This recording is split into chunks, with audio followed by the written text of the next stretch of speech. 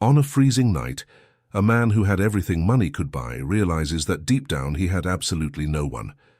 A few meters away, a woman, forgotten by the world, fought against hunger and cold, carrying scars that no one saw. When their paths cross, an improbable proposal arises, as absurd as it is tempting, capable of completely changing the fate of both. But what begins as a simple agreement may reveal truths that neither of them was prepared to face. Before diving into this intense story full of twists and turns, don't forget to subscribe to the channel and activate notifications so you don't miss any emotional reports like this one. The wind that cut through Avenida Paulista on that July night had no mercy on anyone. It was almost 11 o'clock, and the city still pulsed with the last taxis and delivery drivers crossing the wet asphalt. But the sidewalks were already taken by a heavy silence, the kind of silence that only true cold manages to install in São Paulo.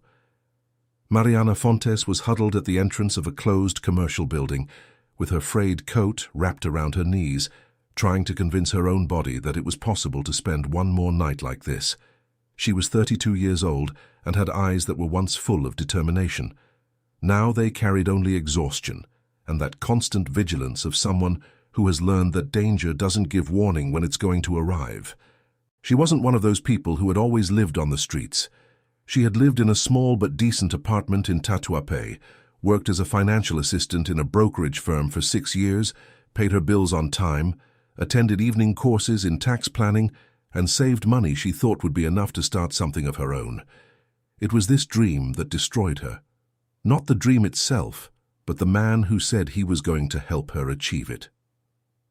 Raphael Drummond had the kind of charm that seemed generous on the surface and was predatory on the inside. He knew how to listen with surgical attention, repeated her own dreams back to her in slightly prettier words, and made any project seem possible while he was around. She didn't realize the trap until the apartment had an open foreclosure process. The account was zeroed, and the man had vanished with another woman and with the money she took years to save. There was no way to recover. Not immediately.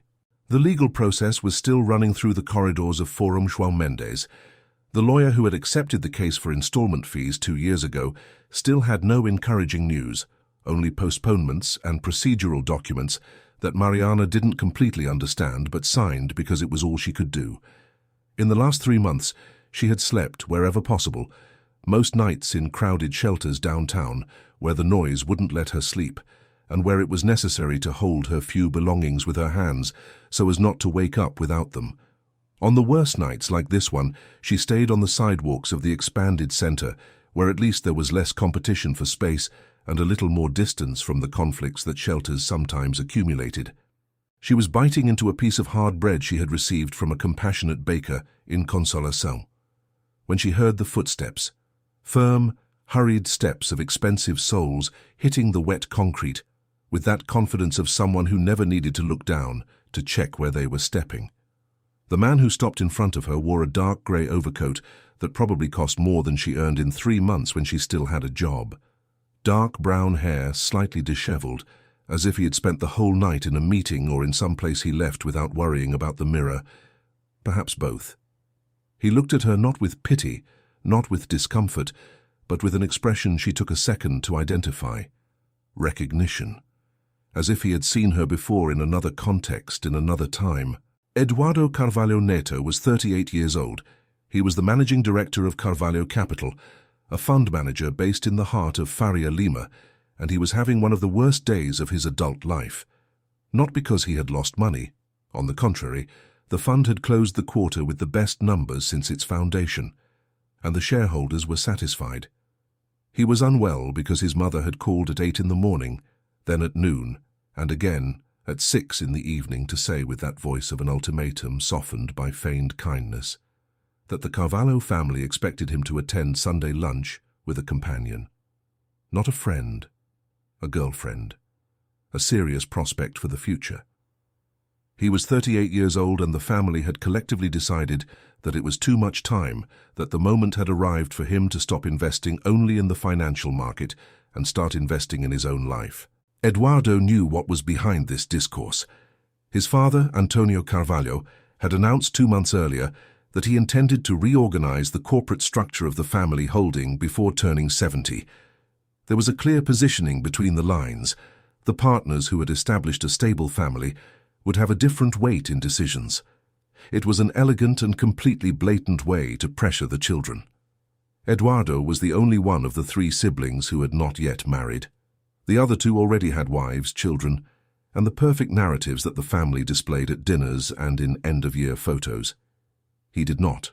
Eduardo had no one, not for lack of trying, but because the type of woman his world produced always seemed to look at him as a financial position to be occupied, not as a person to be known and loved. He had tried serious relationships. They all ended the same way, with him realizing too late that he was being seen as a portfolio, not as a man. He had left the office walking to clear his head, and arrived there without realizing it, guided by no specific destination. He stopped in front of Mariana because she had something on her face that few people he knew had: raw honesty. No makeup, no performance, no nothing beyond what she was at that exact moment. She was eating hard bread with the quiet dignity of someone eating in a restaurant. He said goodnight. She didn't respond immediately, evaluating if she should, evaluating who he was before any word. Then he said, with a voice that came out less calculated than he intended, that he wanted to make a proposal, that it sounded strange, that she had every right to refuse without him insisting, but that he needed someone to go to a Sunday lunch with him and pretend to be his girlfriend before his family, and that in exchange for this he was willing to offer an apartment for her to stay in for as long as she needed, guaranteed food, appropriate clothes for the context, and a monthly amount that would cover any immediate need. Mariana let the bread rest on her knee and stared at him for a long moment. The cold continued. The cars continued. The city continued, completely indifferent to what was being negotiated on that sidewalk. She asked why her specifically. There were thousands of women in São Paulo who would accept this type of agreement without blinking, women with a verifiable history and the appearance that family probably expected to see beside a man like him. He replied that these women wanted something beyond the agreement, a real relationship, an entry door to his world. That she, because of the situation she was in, needed only what he was offering, that it was more honest this way, without ambiguity of intention from either side. She remained in silence for some more time, looking at the damp sidewalk, then at the avenue, then back at him. She asked if there was any expectation of another nature, beyond what he had described. He said no, with a firmness that she decided in that instant to believe, at least for now, at least enough to hear the rest. Mariana Fontes was cold, hungry, with the legal process stalled, and with no real perspective for the following dawn. It was the worst possible moment to make any important decision. It was also the only moment in which an absurd proposal like that made some kind of sense. She said she accepted, but that she would have her own conditions, and that if he broke any of them, she would leave without looking back and without any obligation of explanation. He said that was completely fair. That was how Mariana Fontes and Eduardo Carvalho Neto left the sidewalk of Avenida Paulista together on that July night, 2 strangers joining completely different pains, in an agreement that neither of them could yet name with precision, walking towards a black car parked on the corner, while the wind continued, sweeping the city that never stops and never asks how much each step taken in the dark costs. The apartment was on the 14th floor of a building in Jardins, 3 blocks from Alameda Santos. When the elevator opened its doors, and Eduardo indicated with a simple gesture that it was there, Mariana stood still for a second before entering. The hallway smelled of treated wood and some expensive cleaning product that didn't smell like a cheap cleaning product. It was the kind of detail that a person only notices when they have been away from that world long enough to lose familiarity with it. The apartment had 2 bedrooms, a large living room with a view of the city, an equipped kitchen, and a balcony from where São Paulo looked, at 11 at night, like a lying constellation. Eduardo turned on the lights with the automation panel on the wall, and Mariana walked to the middle of the room without taking off her coat. She stood looking around with that expression of someone who is cataloguing every detail before allowing themselves to feel anything. He explained that the apartment belonged to the family holding. was used sporadically by executives coming from abroad, and that it had been prepared with some basic clothes in the closet of the larger bedroom, hygiene items, and enough in the refrigerator for her to spend the first few days. He asked if she wanted him to explain how the building's security system worked. She said yes. While he showed the panel and the password and explained where the 24-hour concierge was, Mariana went to the balcony window. She didn't open it. She just stood looking out at the lights and the traffic down there, and he realized that she was feeling something that wasn't joy, wasn't gratitude, but something more complicated, the kind of emotion that has no easy name and that happens when someone receives back something they had lost without deserving to lose it. Before leaving, he left a card with his number on the kitchen counter and said that the following morning he would send a personal assistant to help her with whatever she needed. He also said that the lunch with the family would be in 3 weeks, on Sunday, at his parents' house in Higienopolis, and that they would need to arrange a coherent story before then. She turned her head and said she understood. She also said she wanted to know in advance who each person present would be, that she preferred to know the script before entering the stage. He said it was a good idea, that he would send everything in writing. After the door closed, Mariana stood still in the room for a few minutes. Then she went to the bathroom, turned on the shower, adjusted the temperature, and stood under the hot water for a time she didn't know how to measure. It was the first time in weeks that she had real hot water, with real pressure, and the steam rose and filled the white-tiled bathroom, and she let that happen without thinking about anything else for now.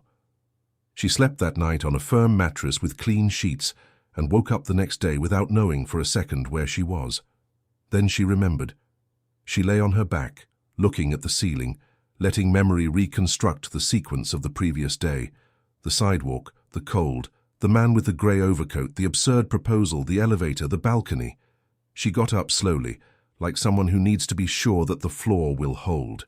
The assistant Eduardo had promised arrived at 10 in the morning. Her name was Cristina.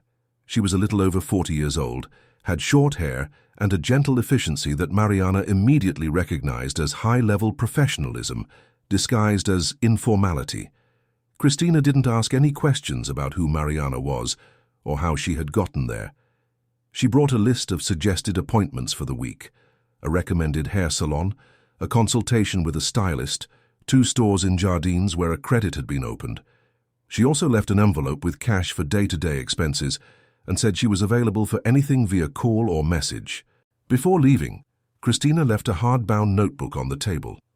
She said it was Eduardo's, that he asked to deliver it personally. Inside there were, written by hand with firm and well-organized handwriting, all the information about the Carvalho family. The parents, Antonio, businessman, 70 years old in 2 months, and Helena, who had abandoned her career as an architect decades ago to dedicate herself to the social causes of the São Paulo elite. The siblings, Rafael, 41 years old, married to Beatriz, 2 children, minority partner of the holding. Claudia, 36 years old, married to Marcos, who managed a chain of dental clinics. There were also notes about what Eduardo had already told the family about a supposed girlfriend, which was very little. That she existed, that her name was Mariana, that she worked in the financial area. She read everything carefully twice. Then she closed the notebook and sat thinking about the last line, the part about what Eduardo had told them. He had said she worked in the financial area. It wasn't a lie.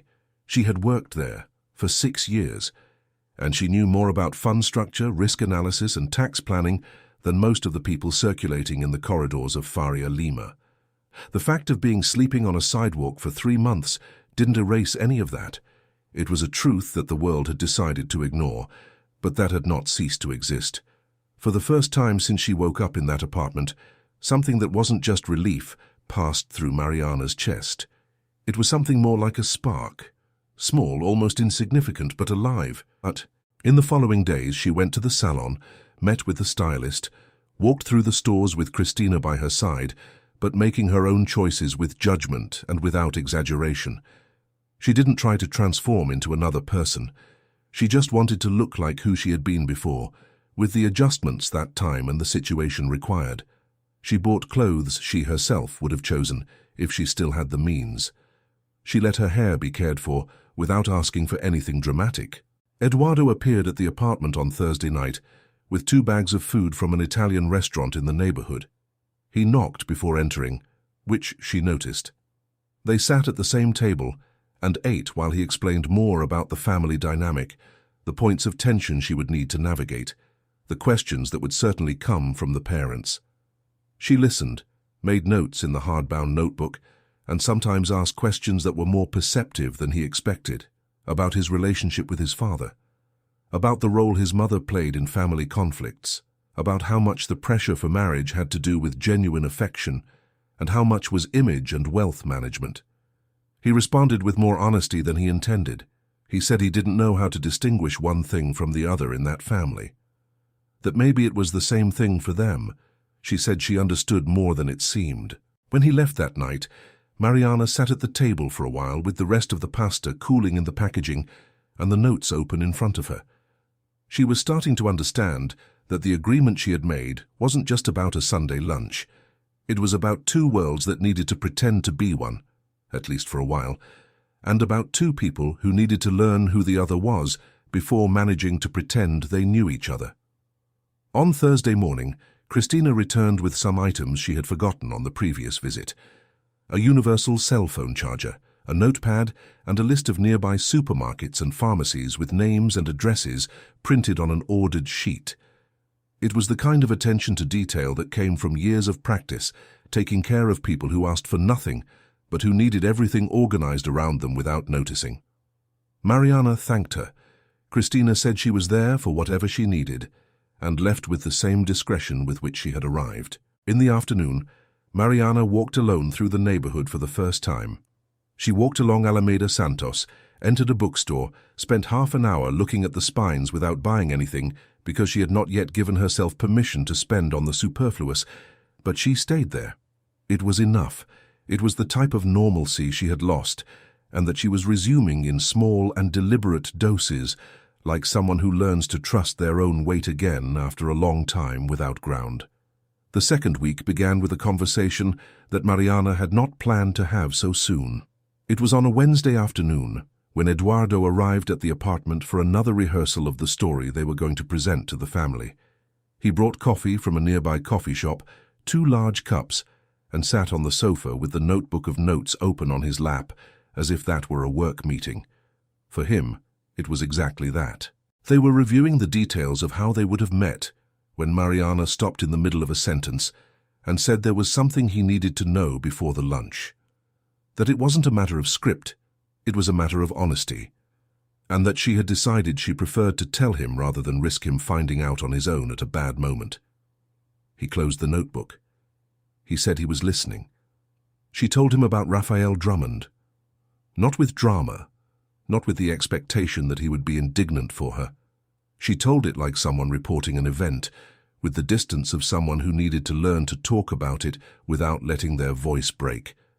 6 years of work, the savings, the proposal for a partnership in a consultancy office that never truly existed, the documents she signed without completely understanding, the dissolution of everything she had built in a period of a few months, the process that ran slowly and without guarantee of result, the 3 months on the streets.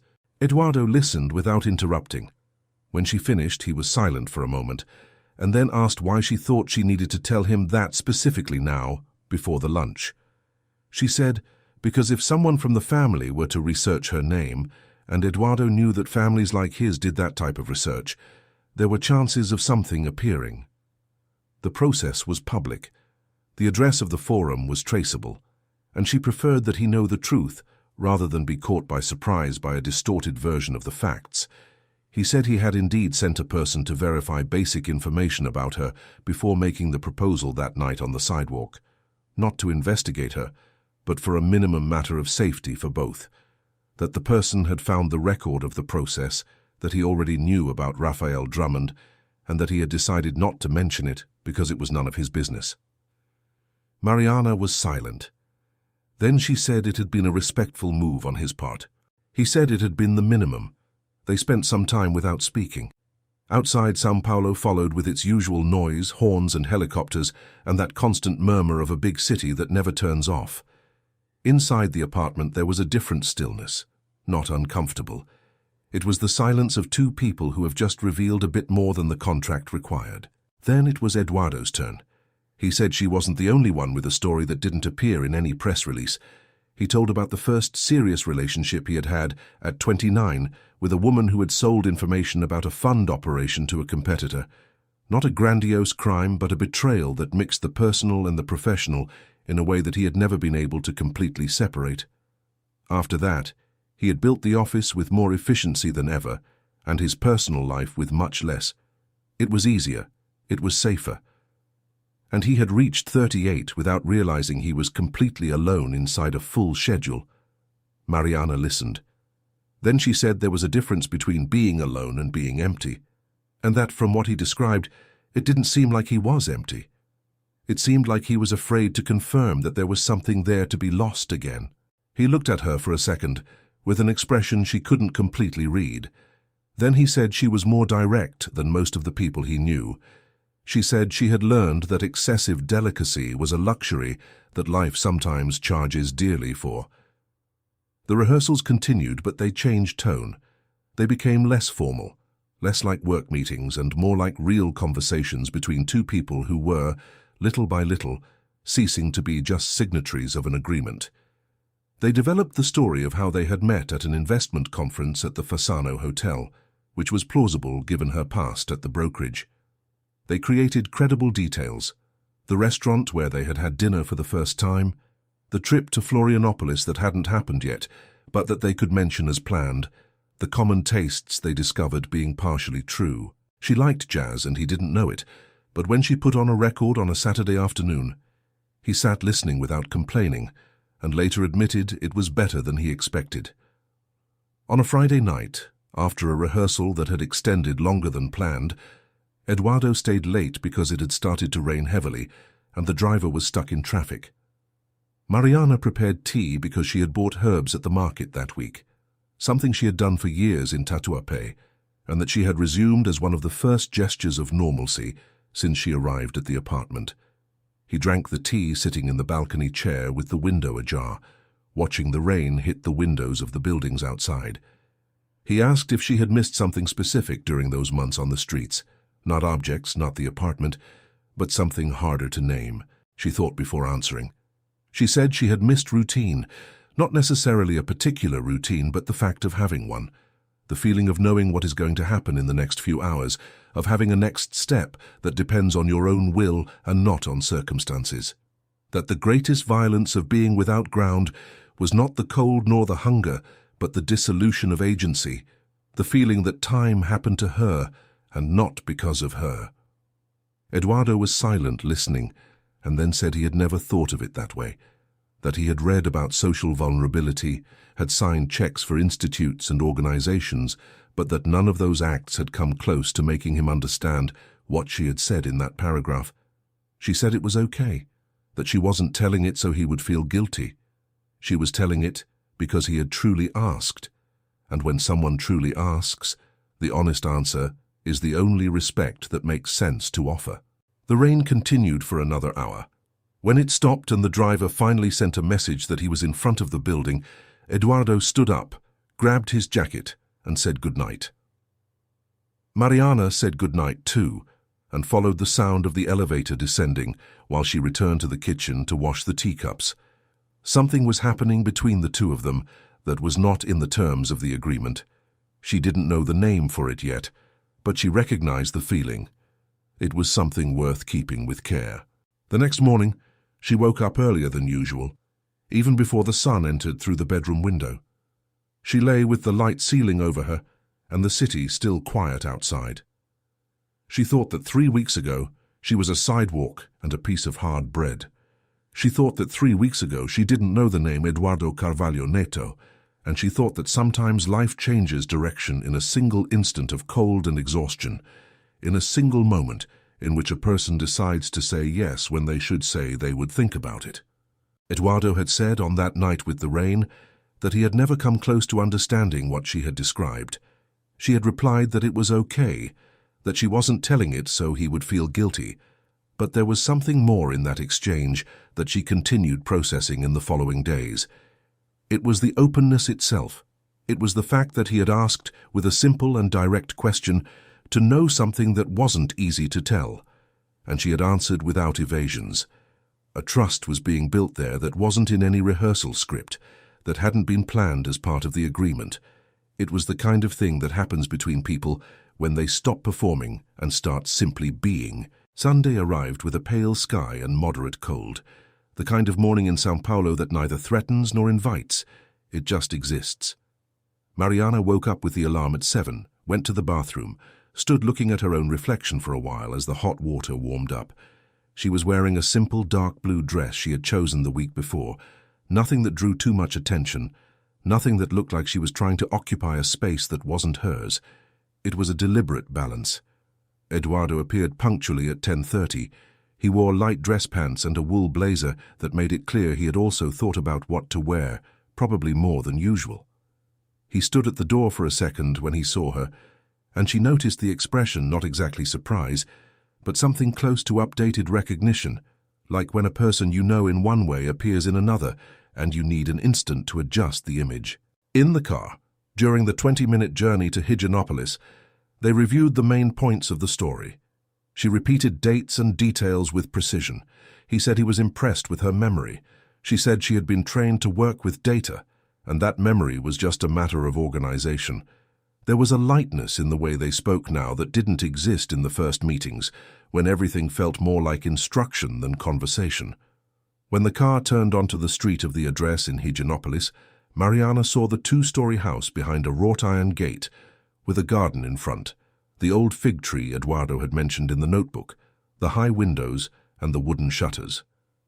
It was exactly the type of house that corresponded to the imagery she had built in the rehearsals, but imagery and presence have different weights, and she felt both at the same time when the gate opened. Helena Carvalho was the first to appear at the door. She had perfectly cared for white hair, clothes in neutral tones, and a smile that was simultaneously welcoming and evaluating, the expression of a woman who learned to measure people with enough elegance so that they didn't realize they were being measured. She hugged her son, greeted Mariana with 2 kisses and a brief handshake that lasted a second longer than necessary. Antonio Carvalho appeared in the hallway soon after, smaller than Mariana had imagined, but with a presence that compensated for his stature, with decades of authority exercised. He greeted with formal cordiality. He looked Mariana in the eyes with the directness of someone who is accustomed to deciding in seconds if she is or isn't worth the time he will invest. The siblings were already in the living room. Raphael was older and more like his father. He had the dry objectivity of someone who lives in meetings. Beatrice, his wife, was the warmest of the group, asked about the neighborhood where Mariana lived, with the genuine interest of someone who likes people. Claudia was reserved, observant, the type who speaks little but hears much more, and Marcos demonstrated the somewhat performative friendliness of someone who learned to be pleasant as a social strategy. Lunch was served by the house employee in the internal garden, with the table set with a white cloth and crystal glasses.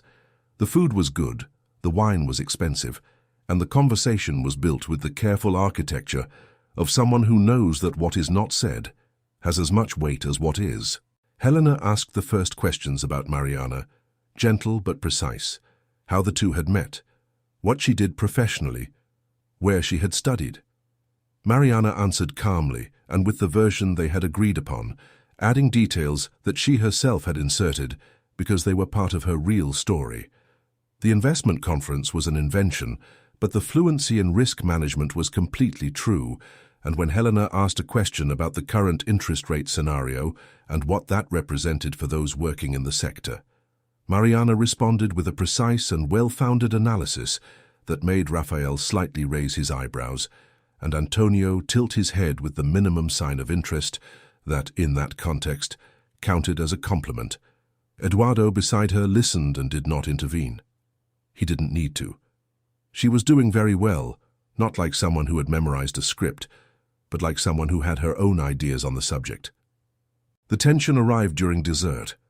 Antonio placed his napkin on the table with the precision of someone who is about to conduct a business meeting and said there was a direct question he wanted to ask, and that he expected a direct answer as well. He said Eduardo was a man who had built much professionally, but who had neglected life outside of work for too long, and that the family had learned, over the years, to be skeptical when someone new appeared. He asked what Mariana saw in his son that made her believe this was serious. There was a quality in the silence that settled that was different from the rest of the meal. Eduardo stopped breathing for a second. Claudia slightly turned her head. Beatriz held her glass without drinking. Mariana looked at Antonio for a moment. Then she looked at Eduardo. Then she returned to Antonio. She said the question was fair, and that she was going to answer with honesty. She said that what she saw in Eduardo wasn't the company, nor the wealth, because she had learned in the most brutal way possible that those things have the shelf life of a contract and the durability of an agreement that depends on good faith. What she saw was a man who had come to her at a moment when it was very easy to ignore and had done something that people rarely do. He had asked. He had heard the answer. And he had acted based on it. The room fell silent. Eduardo didn't look at her, but she felt the tension he held, the awareness that she was on the thin line between the script and the truth, without knowing completely which side she was stepping on. Antonio looked at her for a long moment. Then he picked up his wineglass and said it was an interesting answer. Helena lightly touched Beatriz's arm, a gesture so discreet that probably only Mariana noticed, and that clearly said that woman had passed some evaluation that the others were still processing. Lunch continued. The conversation returned to more neutral themes, but something had changed in the air of the garden discreetly, as the light changes when the sun passes behind a cloud and returns. Mariana felt it, and she chose not to name it yet. In the car back, Eduardo was silent for several minutes while São Paulo passed through the windows. Then he said she had answered in a way he didn't expect, that it had been more than what was agreed. She said she had said what seemed true at that moment. He said it was precisely that which had made the answer so hard to refute, that no one at that table had said a thing like that about him in a long time. Perhaps never. The car continued along Consolação while the two followed in silence. But it was a different silence from the previous ones, fuller, heavier, in a way that neither of them yet knew if it was good or scary. The week after the lunch brought a different silence. Eduardo didn't appear at the apartment on Monday or Tuesday. He sent a short message on Monday night, saying that the fund was going through an intense period of portfolio analysis and that he would be busy for the next few days, but that the lunch had gone better than he expected and that it was a success for the objective they had.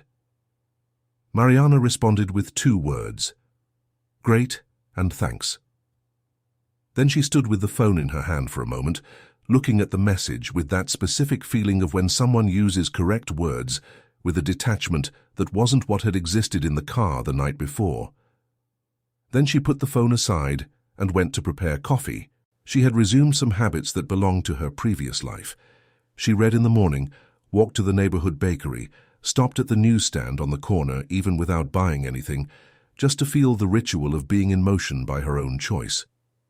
She had called her lawyer and learned that there was a new hearing scheduled for the following month, that this time there were better chances of progression in the case.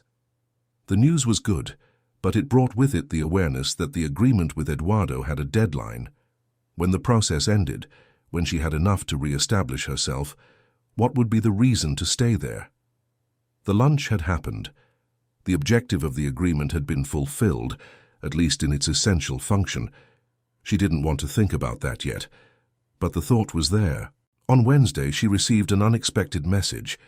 It was from Beatriz, Eduardo's sister-in-law, saying that she had really liked meeting her and asking if she would like to grab a coffee someday. Mariana looked at the screen for a good while.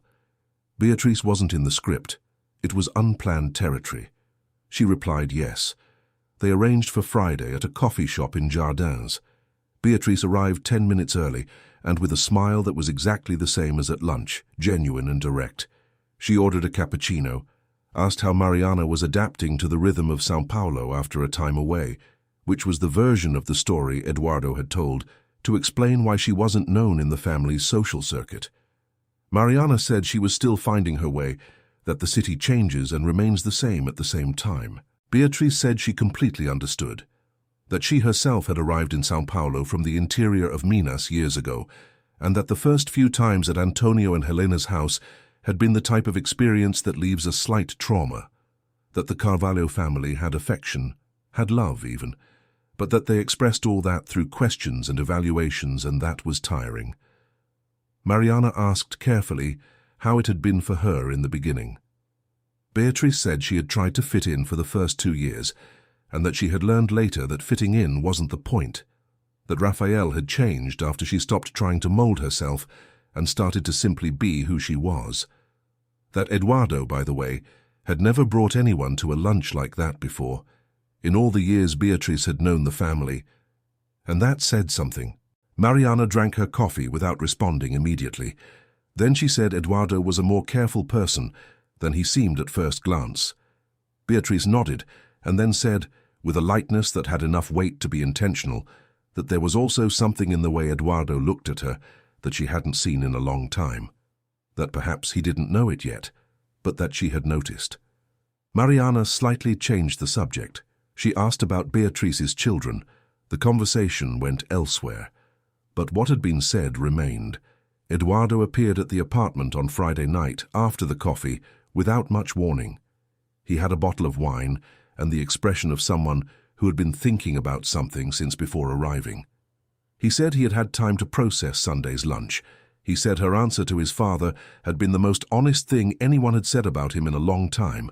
He said he was having difficulty treating that as just a part of the agreement they had made. She said she understood. He asked how she was treating it. She was silent for a moment.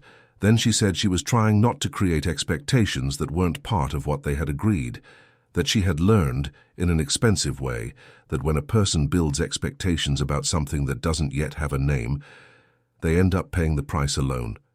He said it was a very reasonable answer.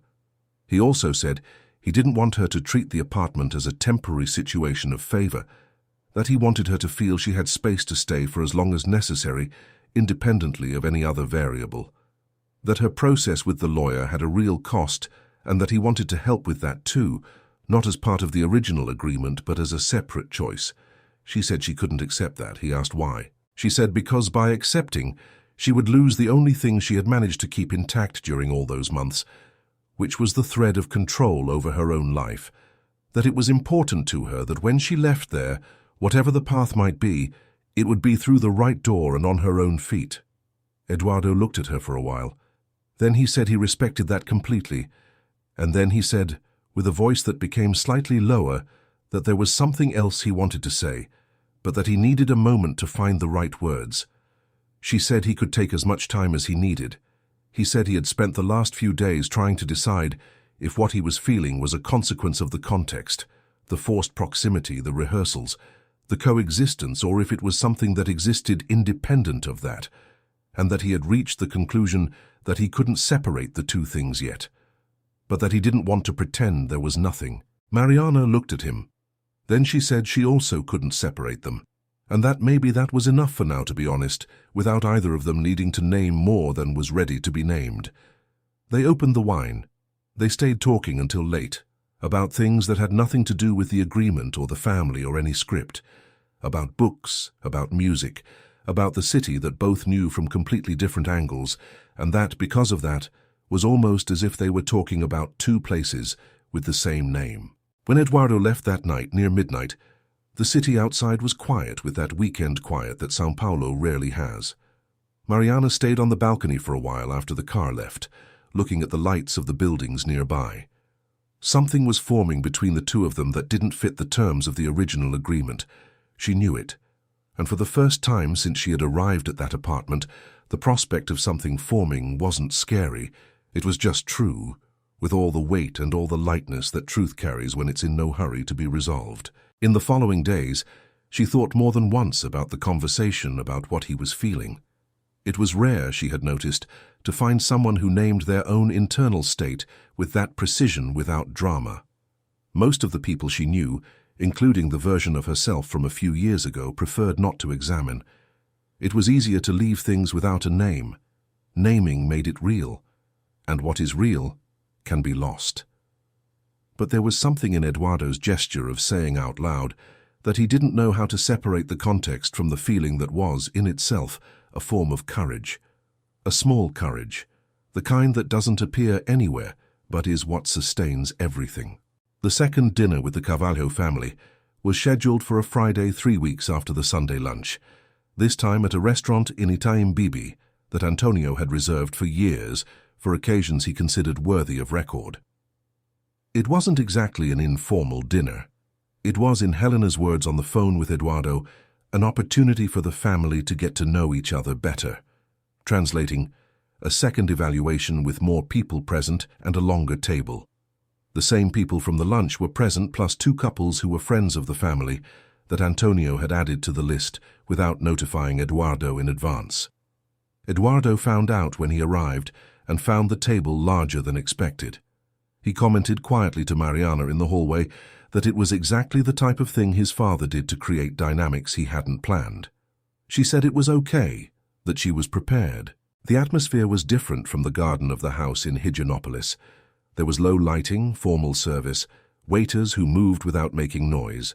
The family friends were the type that exists in São Paulo in specific layers of elite, people with the vocabulary of sophistication perfectly integrated into their behavior, who know when to ask and when to let it be understood that they are evaluating without anyone needing to make that explicit. One of the women, Sonia, whom Mariana later learned was a friend of Helena's since college years, was the one who opened the most direct flank. With a delicacy that was surgical, she asked about Mariana's family, where she was from, what school she had studied at. The questions were socially acceptable but had underneath that structure that Mariana recognized well. They were screening questions. They wanted to know if she belonged or didn't belong, Mariana answered calmly. She said she had studied at a public school in Tatuape, that her father was an electronics technician and her mother had worked as a secretary in a company for 30 years.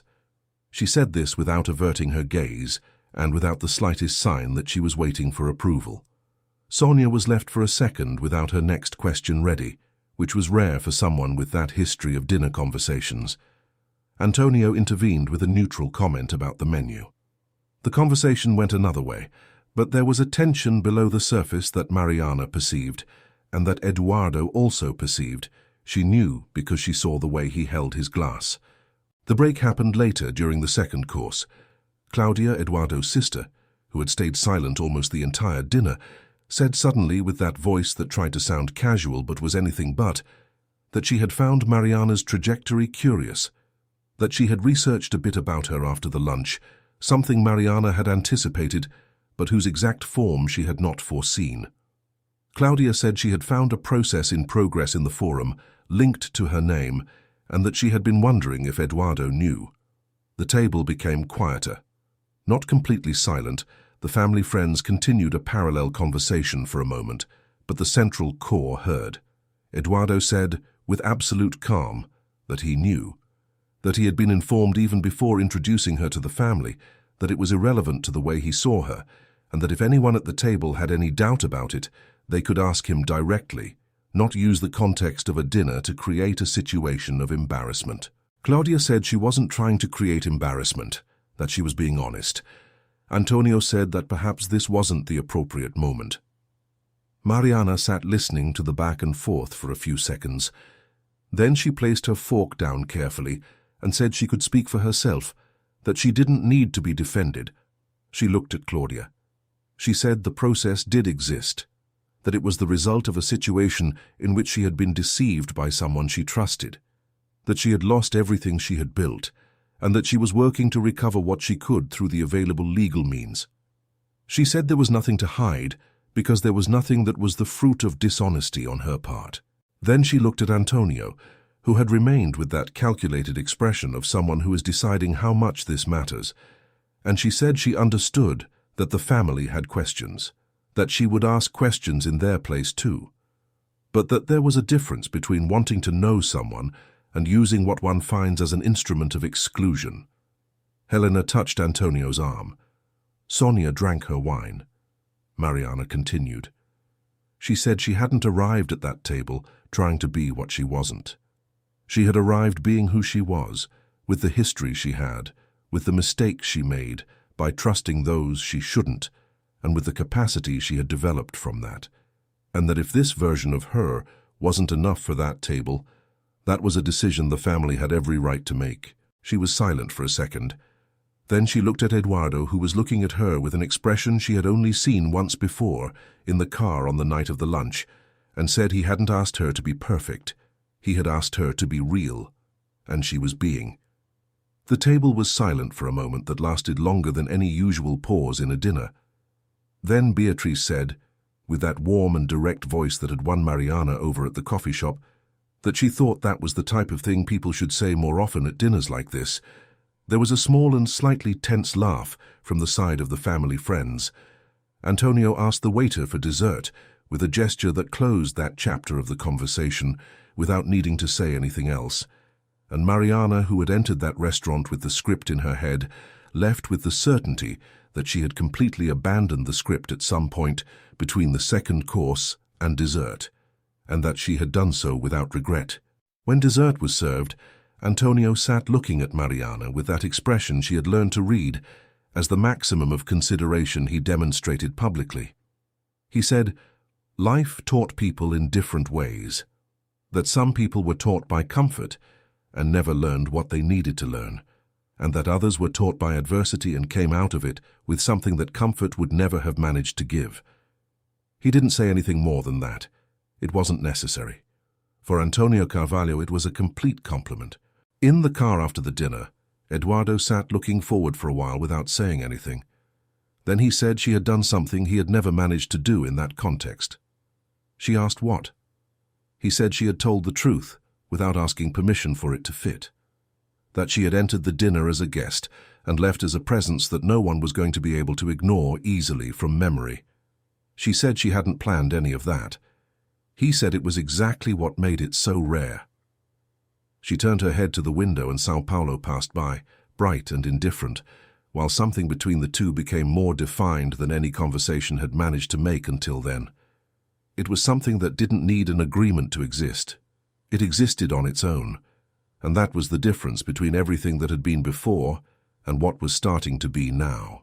That night, after he left her at the building door and the elevator closed, Mariana stood still in the apartment for a while without turning on any lights.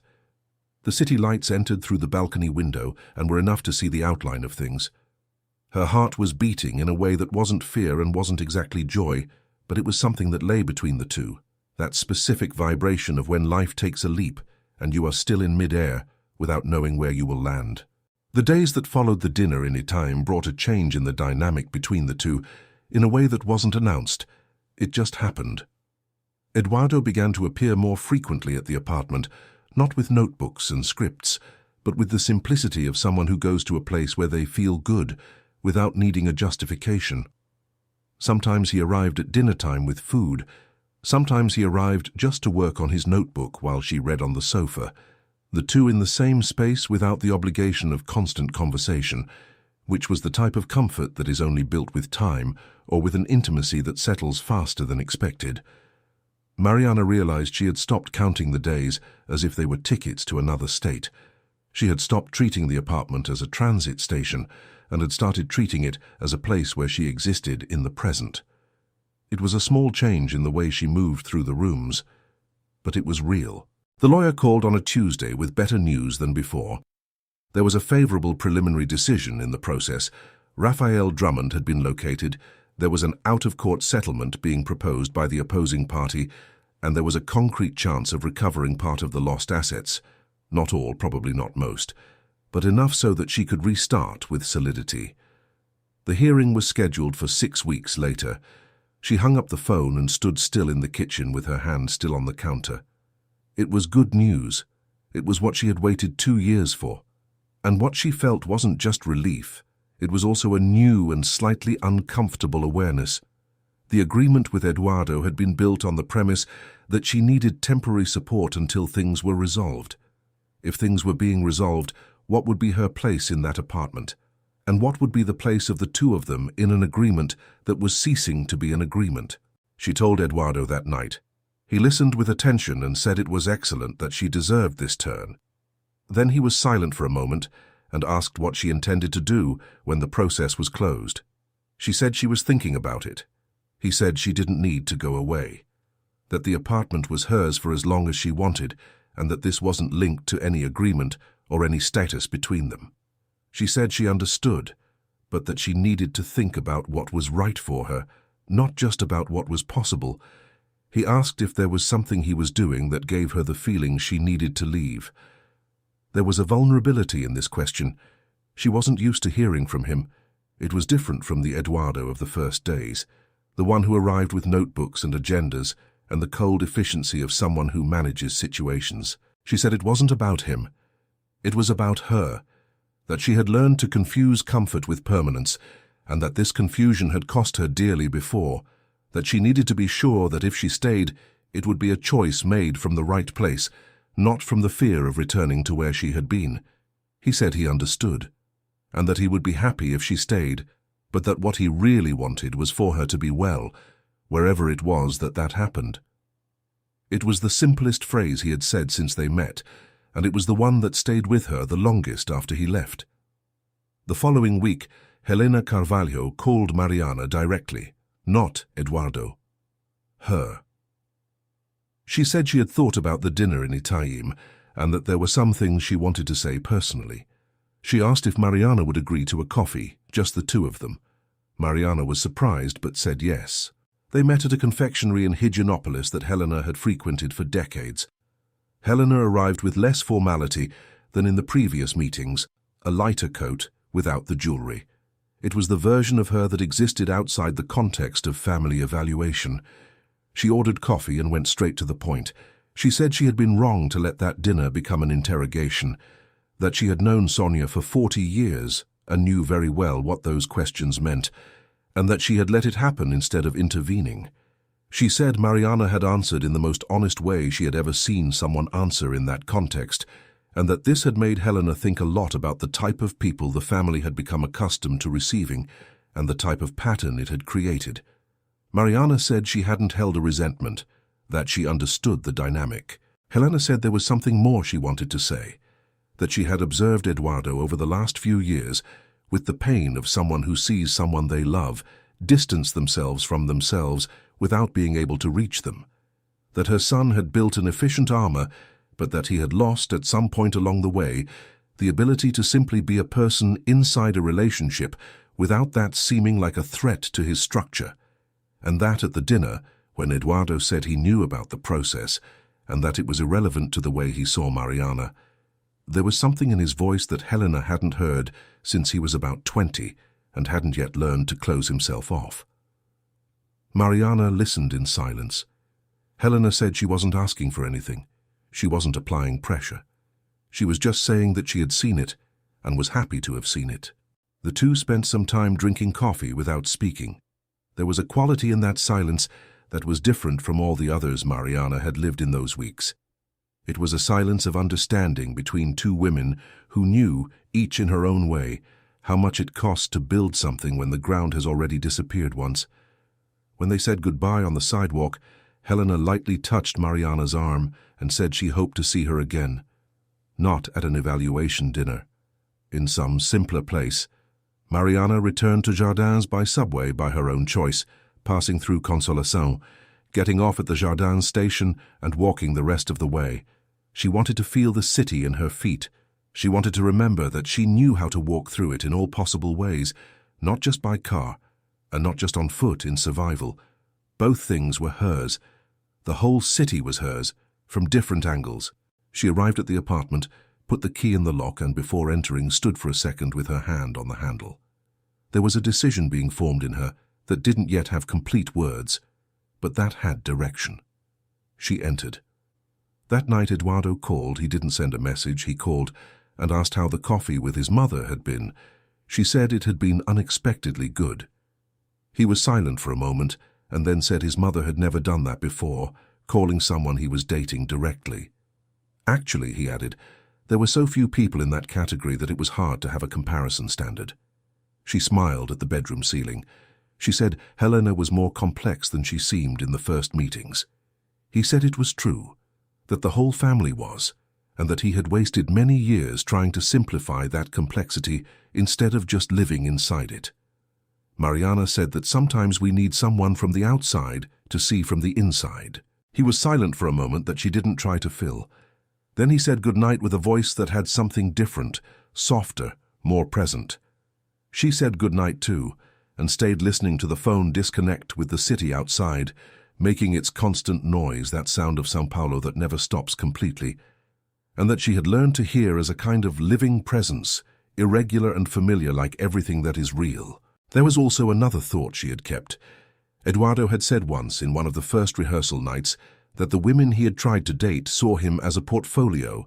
She had heard it and filed it away, but she returned to it after the coffee with Helena.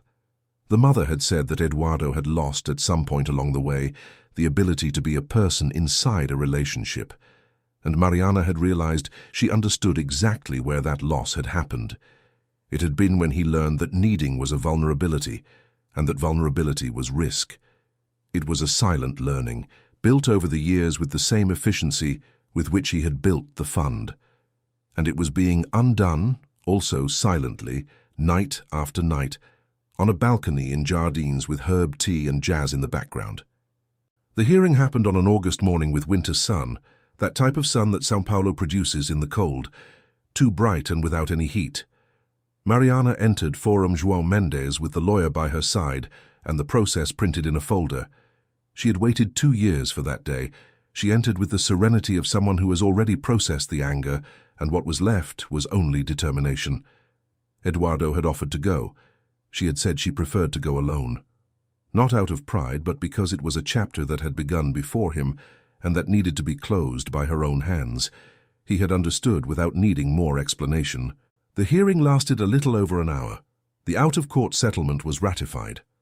Raphael Drummond had accepted the terms to avoid a longer process, and the amount Mariana would receive, deposited in installments over 18 months, didn't recover everything, but it recovered enough so that she could re-establish herself with solidity. When the judge ended the session, and the lawyer shook her hand in the forum corridor, Mariana stood still for a moment before walking. She breathed deeply, twice. She went out into the street with the sun hitting her face and stood on the sidewalk for a while. There was no one to hug there, but it was okay. Sometimes the important moments happen in silence, just for you, and they have an even greater weight for it. She sent a message to Eduardo. It went well. He responded in seconds. I knew it would be. They went to dinner that night, at a small restaurant in Vila Madalena that neither of them had chosen for status, just because Mariana had read a review and wanted to try it.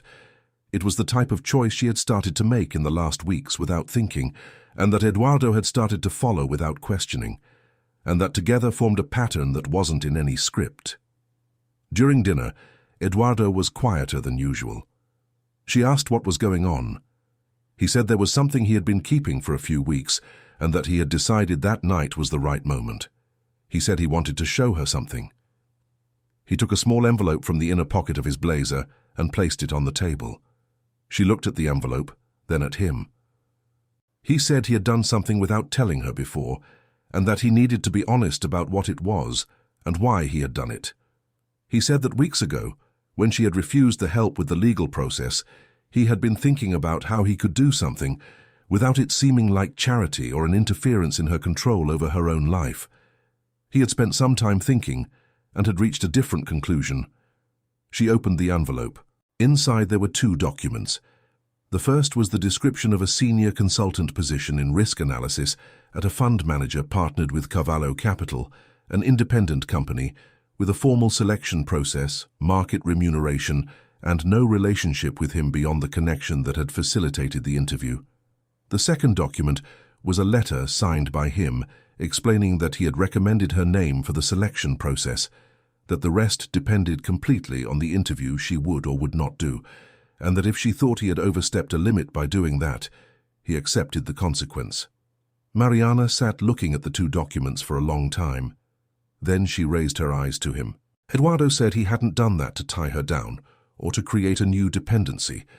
He had done it because he saw her in the apartment in those weeks, saw how she thought, how she analyzed, how she combined technical knowledge with a reading of context that most analysts with 15 years in the market didn't have, and he had thought it would be an inadmissible waste for that to be shelved by the circumstance of Raphael Drummond. She was silent for a moment. Then she asked if the company knew where he knew her from. He said he had met her in a professional context, that it wasn't a lie, that she had spoken about risk management and fund structure with a precision that was completely professional, independent of any other context. She looked again at the documents. Then she raised her eyes to him and said there was one thing she needed to say before answering about the position. He said he was listening. She said she had arrived at that apartment with an agreement in her head and a huge fear in her heart. Fear of trusting again, fear of needing again, fear that anything that seemed good would be waiting for the right moment to turn inside out. That she had spent the first few weeks waiting for the moment when he was going to reveal what was underneath the generosity, because she had learned the worst way that generosity without an apparent price rarely exists. And then she said the part that was the revelation she had carried in silence for weeks, that she hadn't faked anything at the dinner with the family. That every word she had said about him was true, that she had said he was someone who asked and listened to the answer, and that was exactly what he had done from the beginning, and that she had reached a point, she didn't know exactly which night it had been, when she had realized the agreement had ceased to exist from her point of view. That what there was something else, that she hadn't said it because she didn't know if it was reciprocal, and because she knew the context made everything ambiguous, and because she had decided she would only say it when she had come out on the other side of the process, when she was a person with her own feet on the ground again, so that neither of them could say that what she felt was gratitude confused with feeling.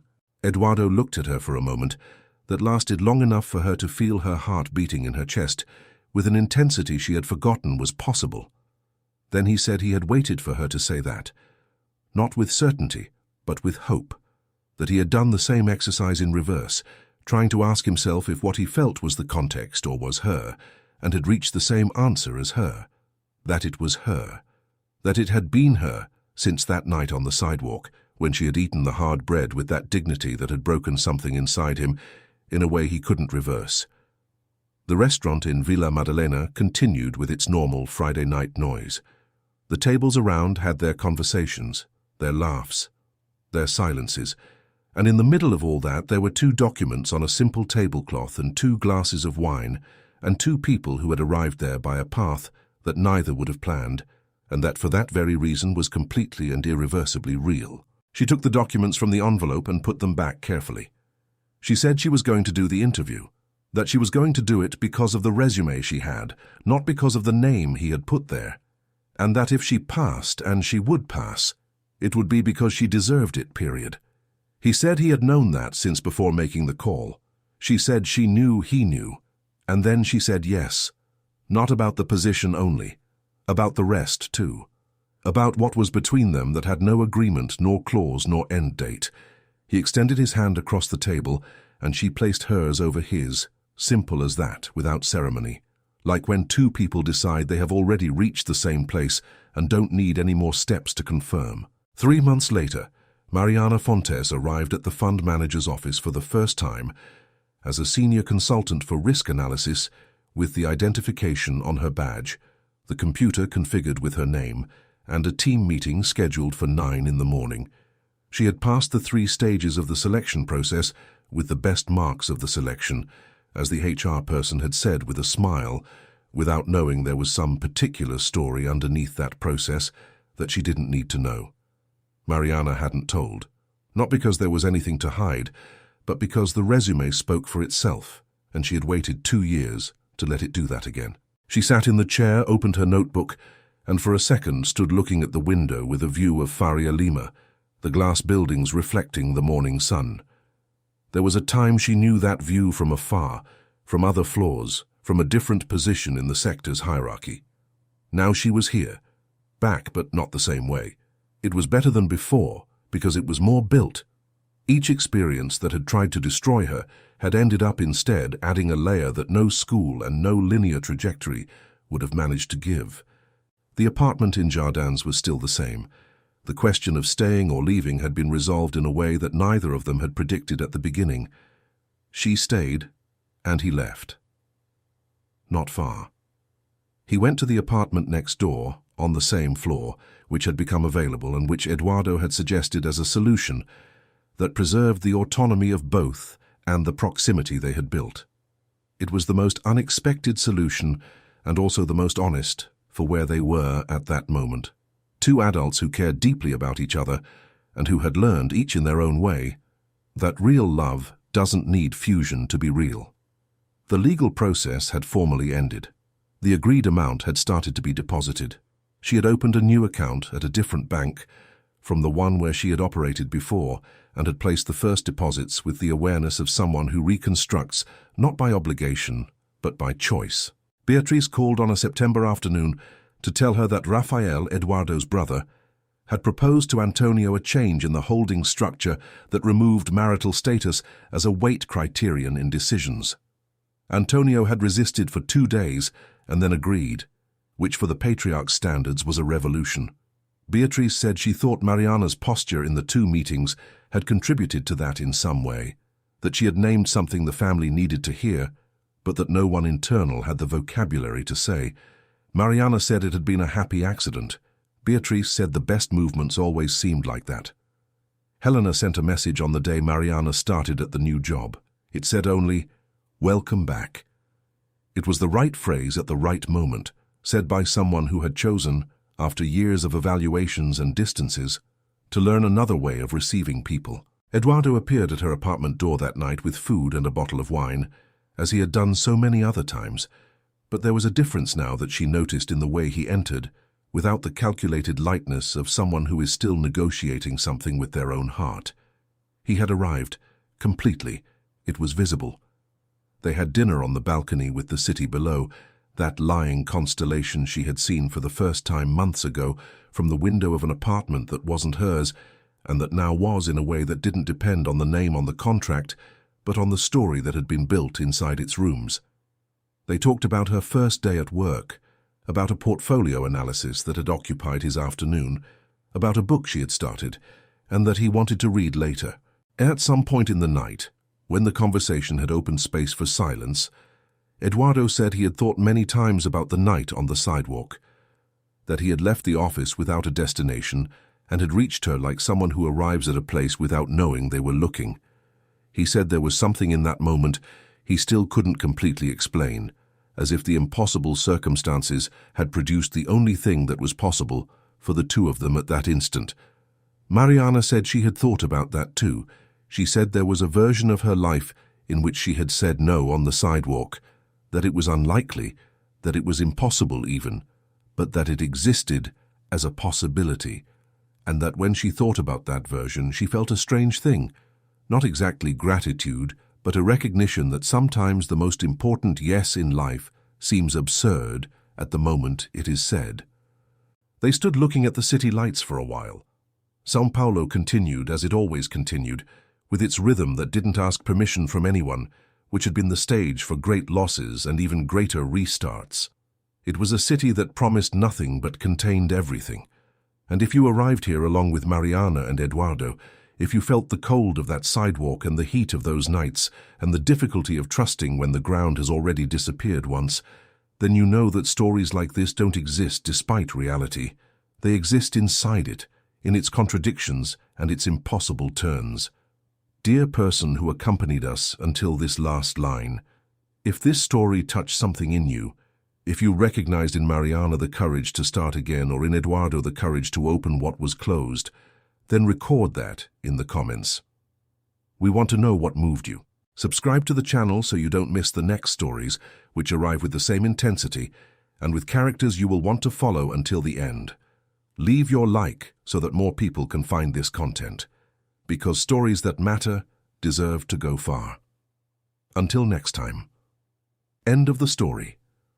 And Mariana Fontes, who had spent 3 months sleeping on sidewalks and in shelters, who had lost everything she built by trusting those she shouldn't, who had said yes to an absurd proposal in a July cold because it was the only yes that made sense at that moment, was sitting on a balcony in Jardins, looking at the city that had broken and reconstituted her with the same majestic indifference, and she was well, she was whole, She was beginning. And beginning, she had learned, is never the same place twice. It is always a new place, with the weight of everything that came before and the lightness of everything that can still be.